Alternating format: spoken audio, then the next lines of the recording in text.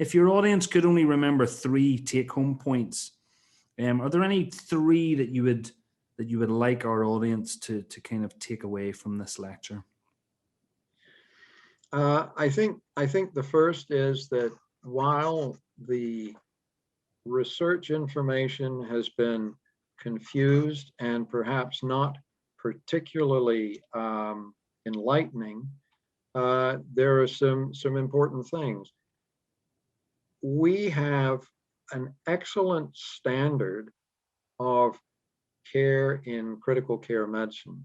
And I think that we are ensuring that that level of care is being practiced throughout our ICUs worldwide at the highest level possible.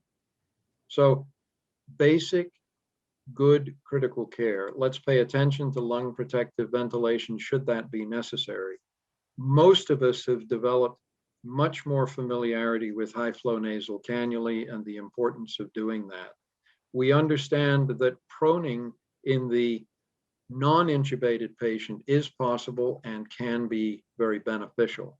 We know that the administration of dexamethasone at appropriate time intervals is beneficial, and we believe that remdesivir aids in decreasing the total length of illness.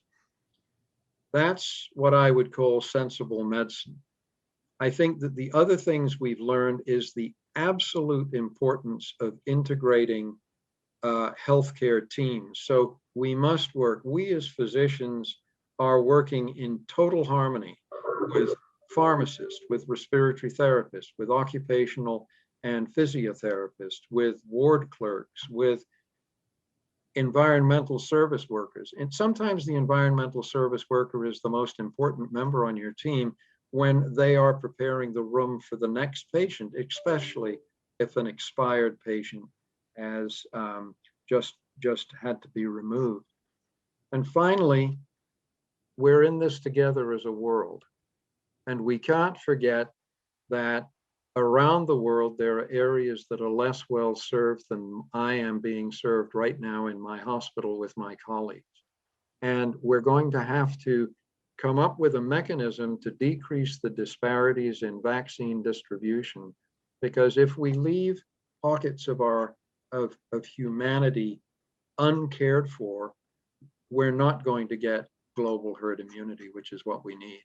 So we're all in this together. It's an exciting and essential challenge. And I'll just make a brief call for let's all think about our neighbors as well as ourselves and start thinking globally, not nationally.